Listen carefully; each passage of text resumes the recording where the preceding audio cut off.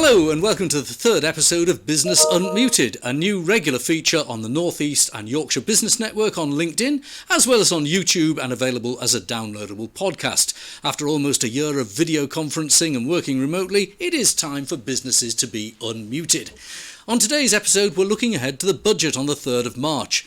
The Chancellor will have the unenviable task of delivering a budget that balances the financial pressures that the pandemic has caused to businesses and individuals with the need to address a record deficit of a forecast £394 billion for the financial year to March 2021.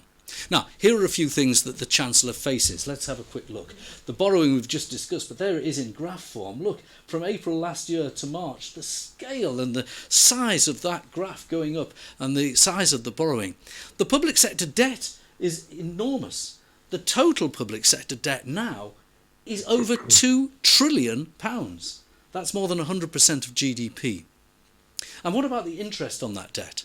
The interest on that debt in this year's budget is likely to be £50 billion. And then there's government expenditure itself, which is hitting £928 billion. But what about the taxes needed to pay for that? Look at the tax receipts that came in December 2020. They were £1.4 billion less than the tax receipts that came in December 2019. And the GDP of our country?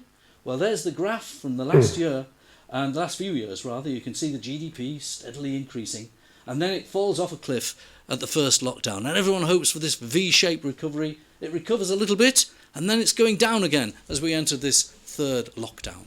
So what are the chances of further spending? The job retention scheme itself is already estimated at costing £46 billion.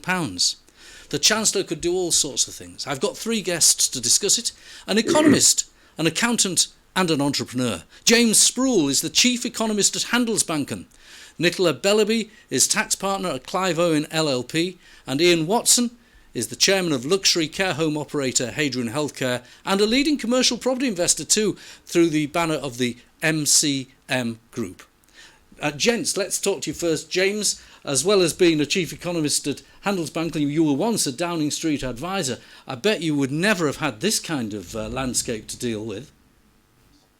No, the Bank of England is extremely fond of telling us that this is the worst recession we've seen in 300 years. And I actually think that the better example is at the end of the First World War, when the government withdrew an enormous amount of spending in the economy, and we had a pandemic.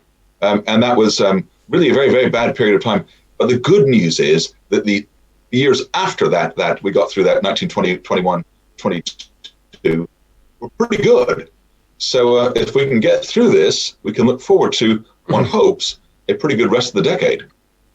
So you're very hopeful, I suppose, that Andy Haldane, the Bank of England's chief economist, is right when he talks about this pent-up demand that could be liberated as lockdown ends. I think that's right, and a couple of reasons for that. And the big one that Andy Haldane looks at is how much forced savings there's been across the economy as a whole. And there's really two groups that have done a lot of forced savings. First of all, there's the people in the country, and then there's businesses. And together they've saved over £120 billion. And if we put that money into the economy over the course, the latter half of this year, obviously we've got Midsummer's Day to look forward to when we all become free to roam the country once again. And I'm guessing a lot of people are going to go out and celebrate a bit with their friends, which is long overdue. And that's going to pump up a lot of the economy. Now, what we've seen so far is that the pain in the economy has really been concentrated in a pretty small number of sectors. That's particularly hotels, restaurants, arts venues, sporting venues, things like that. Well, those are the ones that are clearly going to get a big splurge this summer. And so I expect, for instance, unemployment to rise steadily really through that period of time. But pretty quickly, those businesses are going to realize there's a lot of demand out there, and they're going to rehire. So that's going to give the business, the consumers confidence. And then we're going to get consumer spending. And the other thing that's happening, of course, is business investing. And we're going to see a lot of business investing in the latter half of this year. And that's driven by two things.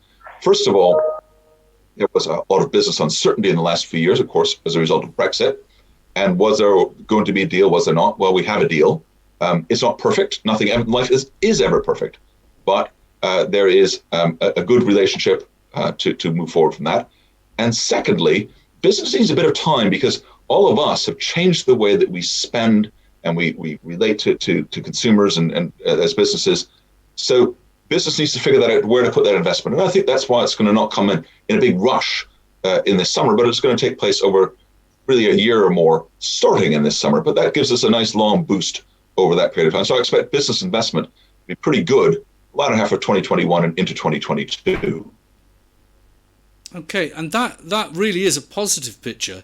I'm going to ask you a little bit later about the tax and spending element of that. But from the point of view of the economy, you're pretty upbeat. Let's talk to Ian Watson. Now, Ian, you're involved in all sorts of businesses, and including investing in commercial property, I might add. Do you have a similar rosy outlook for when this lockdown unwinds? I think that depends where you are in your own business cycle. I think it very much depends upon what sector you're in. At the moment, the way I see it for business, there are two main areas, two main fiscal levers that the Chancellor will have: corporation tax and capital gains tax.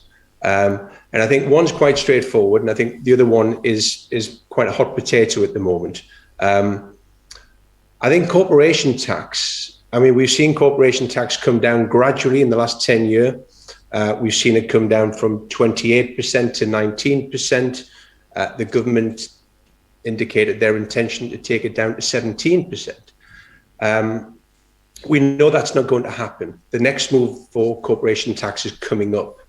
And I would expect perhaps 1% increase in this budget, perhaps an indication of further increases going forward. But I don't really think, from the point of view of a business, that's necessarily a bad thing. I think from the Chancellor's point of view, I don't think it's going to raise very much money because we have such a huge drop in corporate earnings in the past 12 months. I think where the real possible change to the business tax environment could be is capital gains tax. Our capital gains tax in this country is incredibly attractive. Until fairly recently, if a business was selling, a trading business was selling, then the first £10 million was taxed at 10% and the remainder at 20%. Now that's a very attractive tax. And it's there for a reason, because it's there to encourage entrepreneurism, it's there to encourage investment. And certainly from my point of view, it's worked. In the last 15 years, that's exactly what we've done. You were definitely in the right place at the right time, weren't you? In that benign tax environment, selling your businesses. It did. It worked. I think some people are calling for this very lucrative tax to come to an end, and at one extreme, people are saying that perhaps it should be linked with an individual's marginal income tax rate, 45%. I think if that did happen, I think it's unlikely to happen. It would be very counterintuitive for a Conservative government to do that. But if it did happen, it would be a disaster for investment. I think it would be a disaster for entrepreneurial investment. I wouldn't be surprised if we see an end to the entrepreneurial relief, the £1 million being taxed at 10%. And I wouldn't be surprised if we see the 20% moving up by 1 or 2%. Or an indication of it moving up in the future. I just hope that the Chancellor doesn't listen to those who are suggesting some parity with income tax rates. Okay, let's talk to tax expert Nicola Bellerby from Clive, Owen LLP. I think Ian obviously explained the principle of the taxes right. I think he got his thresholds correct as well, didn't he, Nicola? He did, yeah. What other taxes do you think there are a possibility of going at this spring? We'll talk to James about the likelihood of taxation, but if he needed and decided to tax this spring, where else could he go?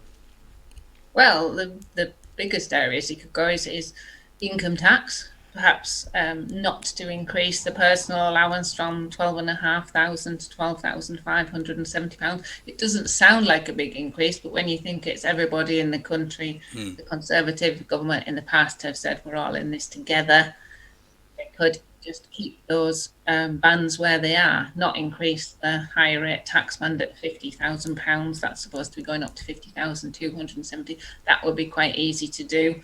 Of course, he did say he wouldn't increase the rates of tax, and that was in the Conservative manifesto, but he didn't say he wouldn't change the bands at the point the rates apply. So that point can be done, can't it? Yes, and he said in this budget there's going to be no horror show of tax rises. And I agree with Ian. The capital gains tax is something that could really change that.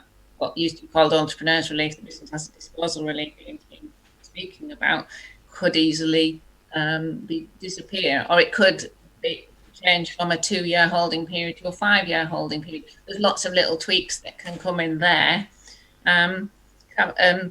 Corporation tax, as we said, is one of the lowest rates in Europe, so that could get very easily pushed up to 20%. It seems unlikely that it'll look at VAT, but that is possible because that again brings in a lot of tax to the economy. Okay, and what about that final point with you, Nicola? What about playing around with pensions for the higher rate taxpayers? People put money into pensions, but he's probably done a lot of that, hasn't he? He's done some of it, but he could do more with that. He could reduce those bands. That has been talked about for years, reducing the higher rate tax relief on that, but he actually made that more generous last year. He had to because of the medical profession. So it would be an easy attack. But again, it's not something that's going to raise a lot of money, and we know there's some deep holes to fill here. Okay, let's go back to James Sproule, because taking the stuff that Ian and Nicola have talked about in context, that they are the things that have been discussed in the media. But as Nicola says, they don't raise a lot of money. They don't crack this problem that I outlined at the beginning of the video, do they, James? No, that's absolutely right. I mean, one of the big things we've got, we have to look and say to ourselves, this is a once-in-a-generation problem that we're facing, and therefore we're not going to solve this problem in the next parliament. And remember, even when George Osborne came into number 11, his plan was to solve the problems, fiscal problems created by the global financial crisis in one parliament. It took 2.5 parliaments really to get it back. So these are not quick solutions, and I think we should, at the very outset, be saying that. I also think it's really depressing in some ways in the way in which so many tax rises are being discussed, because we already had record levels of tax revenues at the end of 2019. As you pointed out, they fell in 2020, but I think economists will long look at the year 2020 as being an anomaly, and nothing should be taken out of 2020 as being normal or whatever. But we had a lot of tax, and we're still very heavily taxed. So the question now is, between a very heavy tax burden and an enormous amount of spending, much of which was extremely necessary, we have to find a way through. And fortunately, there is a way through. And that way through is really to continue to borrow now. I think the Chancellor is absolutely focused on making sure we can grow the economy. And a lot of people are whispering in his ear various things. Certainly, I would be whispering, this is not the time to start taxing and stalling a careful, fragile recovery that we're going to be having, hopefully, starting really as the lockdown starts to come off over the course of the spring and the summer. And I think already the Treasury is talking about having a secondary budget sort of towards the end of November, the normal time. And that might be the time where they look at how much have we grown? Where has the economy come back? Is it 90% of where it was? Is it 95% of what it was? Is it 100% of what it was? And therefore, from that position, we can make some longer-term decisions. And they're clearly also looking at the whole issue of the levelling up agenda, which is very, very important to the government. And they want to be able to put that targeted support where it's going to make the most difference. And so I'm absolutely certain what the government's going to be doing is, even in this budget, there will be a cutting back of some of the spending, but it's going to continue on where it's needed. There's parts of the market where it's frankly not needed. So, for instance, I would look at the housing market as being an area which has performed really far better than anybody thought it was going to through the pandemic. And yet we've given a big break in the form of vacation on stamp duty. Well, that may be extended slightly, but it's not going to be extended for a particularly long period of time because, frankly, the market doesn't seem to need it at the moment. So I think that the Chancellor's got a very, very narrow path to tread, but he's a pretty smart guy, and I think he's certainly going to try and tread that line and borrow for the longer term and we'll come back to it this autumn. Well, by fortune, we've got someone involved in housing on the line, which is Ian Watson, because one of his ventures is Greenway Homes. And you were nodding your head, agreeing with James there, Ian. Do you think that probably the stamp duty holiday can come to an end now, and there's no need for that? I think the stamp duty holiday, in my view, will come to an end. I'd be interested to see what James thinks about the house. You see, we look at the housing market at the moment, and we see almost a disconnect between the demand, the very high levels of demand in the housing market, and the rest of the economy. We know we're going through a unique period in the pandemic, but it doesn't really seem to be denting the optimism of the consumer to go out and make the largest purchase that they'll ever make. Clearly low interest rates are feeding some of that. But the housing market, as we see it, is incredibly buoyant, and buoyant at all levels. And you wouldn't feel picked on if the Chancellor withdrew his incentive? No, I don't think so. No, I think there may even be some concern about how buoyant the housing market is. We're seeing gazumping at the moment. Yeah, the return to gazumping doesn't help anyone, does it? Let's ask what you think of that, James. You were talking about investing and using these low interest rates as a way to invest. I suppose if you want to build infrastructure in Teesside, where we are, I'm on the board of a development corporation that needs a lot of money to get the roads built and so on. If you want to build infrastructure like HS2, that's expensive. Is that a better bet at these low interest rates for the Chancellor than a stimulus to the housing market? That's where you were. Yeah, I think that probably is. I think there's infrastructure. Clearly, some can give fantastic returns on investment. And simply labeling something that you like infrastructure in order to try and get it funded, if the case doesn't stack up, it's not going to stack up once it's built either. I would cast some doubt on the wisdom of HS2 really meeting some of its financial forecasts. But if we, for instance, were to look at rolling out broadband across the country, or we were to look at some of the things that you're looking at in your own area up there in Teesside, I'm sure there's some really, really great projects which would help with both levelling up and business investment and help with prosperity across the country as a whole. So I don't think we can say, government investment is good. It can be good, but it can also waste money, much like any investment. The only difference between a corporate investment and the government investment is if a corporation invests and wastes money, they pay for it. And if the government does it, we pay for it. I suppose if the government invests in projects that enable corporations to invest, that's double bubble, isn't it? If you can find those things, that's great. Ian, the low interest rate environment that we're in, is it causing you to look at your investments and accelerate any? Well, we are investing heavily, and we continue to invest heavily. We're very optimistic about the future. We're very optimistic about the housing market, but we're also very careful. I think you have to be very, very careful at the moment not to overgear. Let's not take too much debt. Debt's very attractive, but I think when we've lived long enough, we've been there before, and we can see the consequences of that situation changing. But no, generally, we've been through, the economy's been closed for 12 months, and we still have unemployment at 5%. Yeah, which I think James would probably suggest is close to full employment. So I think one of the concerns that business has going forward, because we haven't really talked about Brexit, and I think it's not just employment, it's the lack of skills potentially. As the hospitality industry reopens, how many of the hospitality staff have left the country? How many of those staff can't come back because of Brexit? Healthcare, as we know, has got serious employment issues.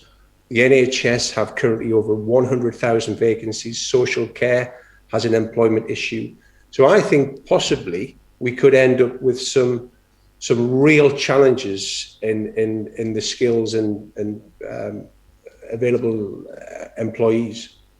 Ian, that was a good point, well made. I'm going to quickly change the subject for the last point in our discussion. James, if I can draw you into this one.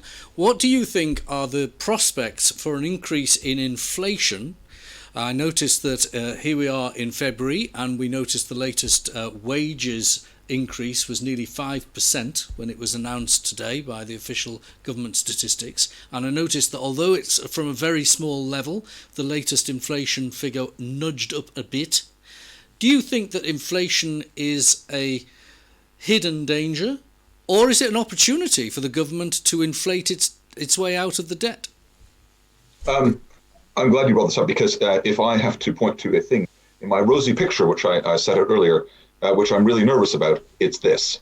And I look at the inflation figures, I look at the stock of money creation that's happened here in the UK. The Eurozone has done the same thing. Federal Reserve in the US has done the same. Bank of Japan is in the same position. They've all created absolutely astronomical sums of money. And so far, that's not been inflationary. And the thought is that we can do this more or less without any penalty. And I don't think that's in fact correct. So I am very nervous about longer term inflation. So the Bank of England's most recent monetary policy report saw inflation going from where it is right now, really over the course of the next 12 months, up to about 2%, which is its target level. And then continuing on at 2% for the next 3 years of its forecast period. That would be lovely if it happens, and it might happen, but I don't think it's all that likely, because economic indicators never really travel horizontally in a nice benign way, or it's very rare for them to do so. So I'm nervous about that inflation. I'm nervous about if we have had too much scarring in the economy and the money comes flowing in and there's not a place for it to be spent so that the prices go up. I'm worried that there'll be some sort of triggering event.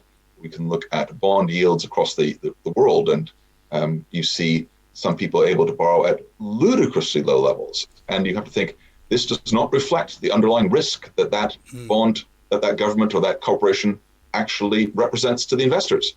And at some point that corrects. And when it corrects, it's going to be painful for many people. And a bit like Ian was saying, that is a time when you do not wish to be over-levered. And whether you're a government or an individual business or an individual, to be highly levered at that stage is going to be problematic. Even if inflation is theoretically going to help you, I think sometimes governments think that inflation helps them. I don't think it does, because businesses are much more reluctant to invest. And if you look at which would you rather have, a bit of an erosion of the enormous pile of debt that you may have run up, or a significant drawdown in the amount of investment that business is making in your economy to make yourself prosperous? I would suggest that between these two, it's much better to have low inflation with business investing than higher inflation, which might erode your debt pile, but your businesses are all pulling in their horns and saying, I can't invest in today's market. I'm going to leave it there, and I'm going to thank all three of our contributors to this Business Unmuted special, having a quick look at the forthcoming budget. Thank you, James Sproule, Ian Watson and Nicola Bellerby.